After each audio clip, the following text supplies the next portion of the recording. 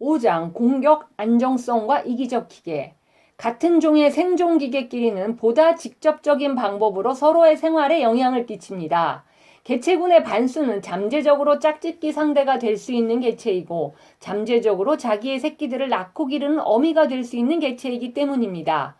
또는 같은 종의 구성원은 서로 닮아서 같은 장소에서 같은 생활수단으로 유전자를 지키는 기계이므로 생활에 필요한 모든 자원을 둘러싼 직접적인 경쟁 상대입니다. 생존기계에게 가장 논리적인 방책은 자기의 경쟁자를 죽여서 가능하면 먹어버리는 것이라고 생각할지도 모릅니다. 하지만 동물들이 기회 있을 때마다 자기 종의 경쟁자를 죽이는데 전력을 다하지 않는 것은 왜일까요? 철저한 싸움꾼에게는 이익과 동시에 손실이 있습니다. 시간과 에너지의 손실만 있는 것이 아닙니다.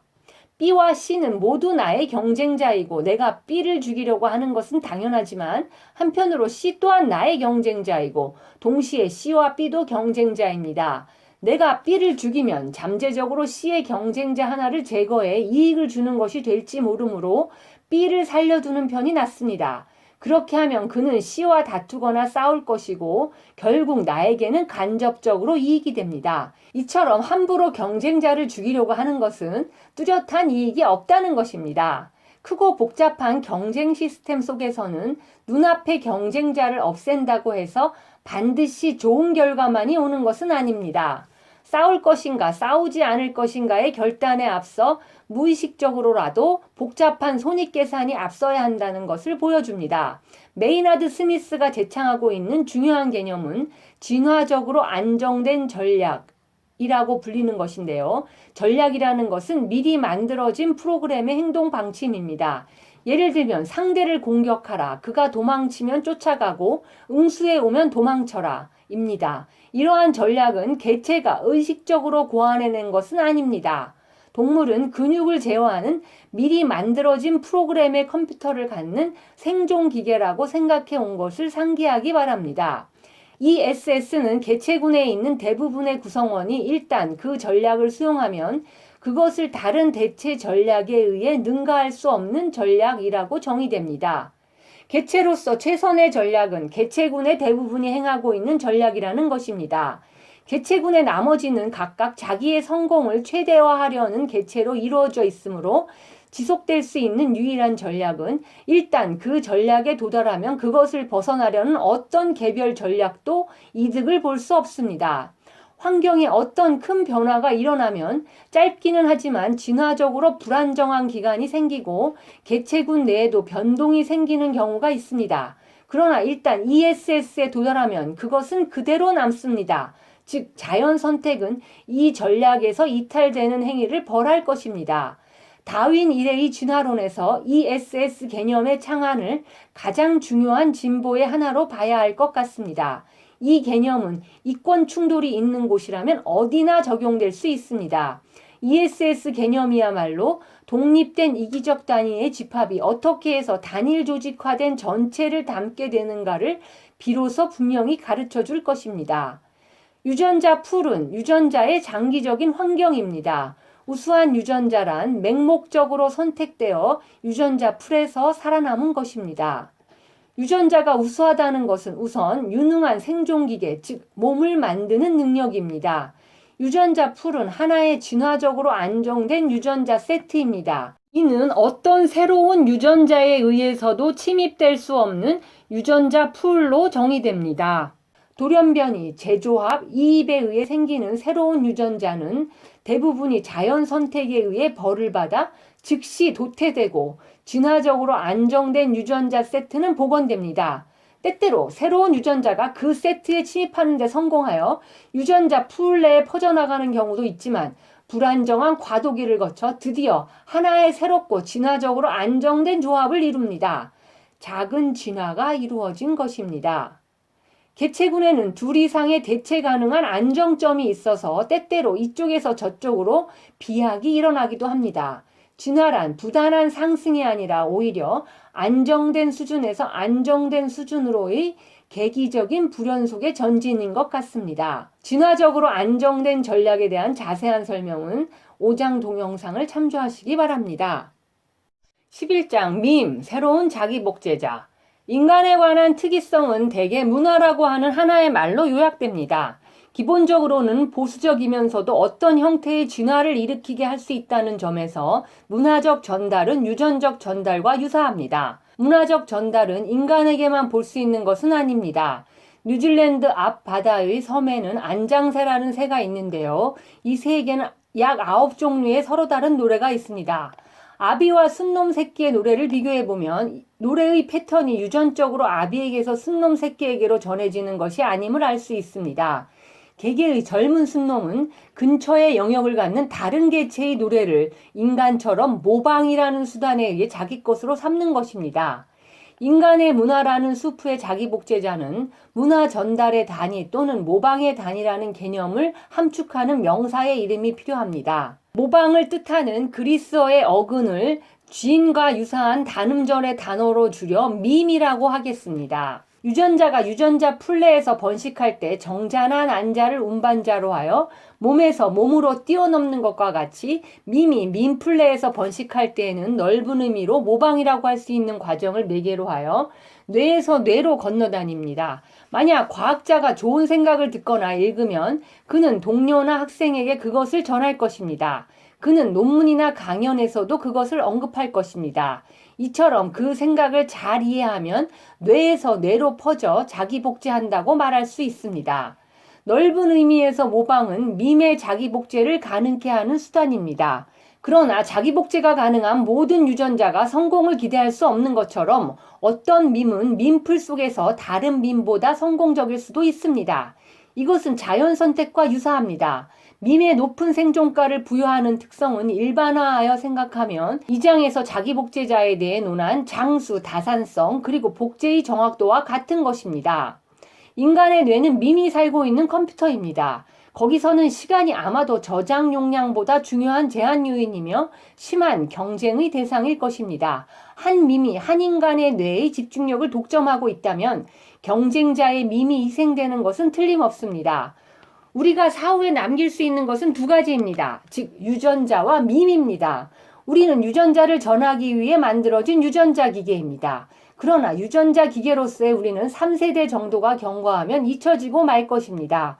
그러나 만일 우리가 세계 문화에 무언가 기여할 수 있다면 예컨대 좋은 아이디어를 내거나 음악을 작곡하거나 점화 플러그를 발명하거나 시를 쓰거나 하면 그것들은 우리의 유전자가 공통의 유전자 풀 속에 용해되어 버린 후에도 온전히 생존할지도 모릅니다.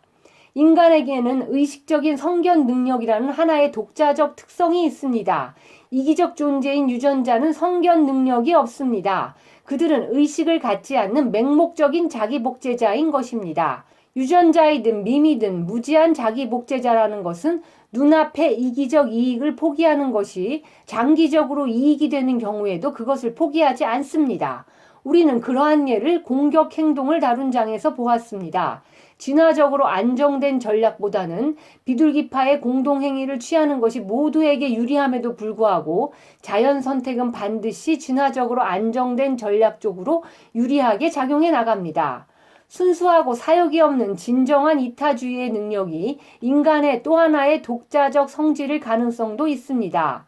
우리가 비록 어두운 측면으로 눈을 돌려 개개의 인간은 기본적으로 이기적인 존재라고 가정한다 해도 우리의 의식적인 성견 능력, 즉 상상력을 통해 장래의 일을 모의 실험하는 능력에는 맹목적인 자기복제자들이 일으키는 최악의 이기적 행동에서 우리를 구출하는 능력이 있을 것입니다. 적어도 우리에게는 단순한 눈앞의 이기적 이익보다 오히려 장기적인 이기적 이익을 촉진시킬 정도의 지적 능력은 있습니다. 우리에게는 우리를 낳아준 이기적 유전자에 반항하거나 더 필요하다면 우리를 교화시킨 이기적 밈에게도 반항할 힘이 있습니다. 순수하고 사역이 없는 이타주의라는 것은 자연계에는 안주할 여지가 없고 세계의 전 역사를 통해 과거에 존재한 예도 없습니다. 그러나 우리는 그것을 의식적으로 육성하고 교육하는 방법도 논할 수 있습니다. 우리는 유전자 기계로서 조립되었지만 밈 기계로서 교화되어 있습니다. 그러나 우리에게는 이들의 창조자에게 대항할 밈이 있습니다. 이 지구에서는 우리 인간만이 유일하게 이기적인 자기복제자들의 전제에 반항할 수 있는 것입니다. 13장 유전자의 긴 팔. 표현형이라는 전문 용어는 하나의 유전자의 몸으로 나타남, 즉 배발생 과정을 통해 유전자가 그 대립 유전자와 비교해서 신체에 끼치는 효과에 대해 말할 때 쓰입니다. 몇 개의 특정 유전자의 표현형 효과는 녹색의 눈을 만들지도 모릅니다. 실제로 대부분의 유전자는 녹색의 눈과 고수 머리털과 같은 둘 이상의 표현형 효과를 가지고 있습니다. 자연 선택이 한 유전자를 선호하는 것은 유전자 그 자체의 성질이 아니라 그 결과, 즉 유전자의 표현형의 결과 때문입니다. 다윈주의자는 보통 유전자의 표현형 효과가 생물의 몸 전체의 생존과 번식에 유리하게 또는 불리하게 작용하는 유전자에 관한 논의를 선택해 왔습니다. 그들은 유전자 그 자체의 이익을 고려하지 않는 경향이 있었습니다. 대부분의 생물학자들은 생물 개체의 존재를 당연한 것으로 받아들입니다. 문제를 생물 개체 수준에서 이해하는 것이 그들의 제2의 천성입니다. 일부 생물학자는 DNA는 생물 개체가 번식을 위해 쓰는 도구인 것처럼 보고 있습니다. 하지만 이는 완전히 거꾸로 된 진실입니다. 정반대의 문제 제기가 필요합니다. 도대체 생물 개체가 왜 존재하는지, 특히 크고 긴밀한 목적성을 가진 형태로 존재하는지 물어야 합니다. 이를 위해 저자가 사용하는 장치는 확장된 표현형이라고 부르는 사고방식입니다. 하나의 유전자의 표현형 효과란 보통 그것이 속하는 생물체에 미치는 모든 효과라고 알려져 있습니다. 그러나 우리들은 이제 하나의 유전자의 표현형 효과를 그것이 전 세계에 미치는 모든 효과로 생각할 필요가 있습니다. 한 유전자의 표현형 효과라는 것은 그 유전자가 다음 세대 속으로 스스로를 밀어넣기 위한 도구입니다. 여기서 한 가지 더 추가하자면 도구가 생물 개체의 체벽 바깥까지 미칠 수 있다는 것입니다. 기생자의 유전자와 숙주의 유전자 사이의 이해관계는 매우 큰 정도까지 일치하고 있을지 모릅니다. 기생자에 대해 물어야 하는 가장 중요한 물음은 바로 기생자의 유전자는 숙주의 유전자와 같은 운반자를 통해 미래의 세대로 전해지는가? 라는 것입니다. 만일 아니오라면 그것은 어떤 형태로든 숙주에게 손해를 끼친다고 예측할 수 있습니다. 만일 예라면 기생자는 숙주가 단순히 생존뿐만이 아니라 번식도 할 수 있도록 전력을 다해 도와줄 것입니다. 긴 진화적인 시간에 걸쳐서 그것은 기생자임을 멈추고 숙주와 협력하여 최종적으로 숙주의 조직에 합체하여 이미 기생자라고는 인정받을 수 없게 돼버릴 것입니다. 우리의 세포도 이 진화적인 스펙트럼에 먼 길을 거쳐온 것인지도 모릅니다. 즉 우리 모두는 태고의 기생자들의 통합체의 유물일지 모릅니다. 자연 선택에서 중심적인 역할을 하고 있는 것의 후보자로서 경쟁 관계에 있는 생물 개체와 유전자 사이의 긴장 문제에 대해 생각해 볼 필요가 있습니다. 자연 선택의 근본적인 단위로 생존의 성공 또는 실패하는 기본적인 것, 그리고 때때로 무작위적인 돌연 변이를 수반하면서 동일한 사본의 계보를 형성하는 기본 단위를 자기복제자라고 합니다. DNA 분자는 자기복제자입니다. 자기복제자는 거대한 공동체적 생존기계, 즉 운반자 속에 집단화합니다. 운반자는 우리 자신과 같은 개체의 몸입니다. 몸은 자기복제자가 아닙니다. 운반자 자신은 스스로를 복제하지 못합니다. 운반자는 자기를 구성하는 자기복제자들을 증식하도록 작용합니다. 자기복제자는 행동을 하지 않습니다. 세계를 지각하지도 못하며 먹이를 잡거나 또는 포식자로부터 도망치지도 않습니다. 자기 복제자는 그와 같은 것을 하는 운반자를 만듭니다. 개체 선택과 그룹 선택 사이의 논쟁은 대립되는 운반자 간의 진짜 논쟁입니다. 개체 선택과 유전자 선택 사이의 논쟁은 결국 논쟁이 될 수 없습니다. 왜냐하면 유전자와 생물 개체는 서로 다른 상호 보완적인 역할, 즉 자기 복제자와 운반자라는 역할의 후보자이기 때문입니다. 운반자 역할로서의 개체와 개체군의 경쟁은 진짜 다툼이며 해결의 방법이 될 수 있습니다. 불행히도 저자의 견해에 의하면 생물 개체의 결정적 승리로 결론이 납니다. 개체군은 하나의 실체로서는 너무 시시합니다. 사슴, 사자 또는 늑대의 무리는 어떤 초보적인 결속과 목적의 단일성을 가지고 있습니다. 그러나 이것은 한 마리의 사자, 늑대 또는 사슴의 몸에서 볼 수 있는 결속과 목적의 단일성에 비하면 하찮은 것입니다. 확장된 표현형, 병목형 생활사 등에 대한 자세한 설명은 13장 동영상을 참조하기 바랍니다.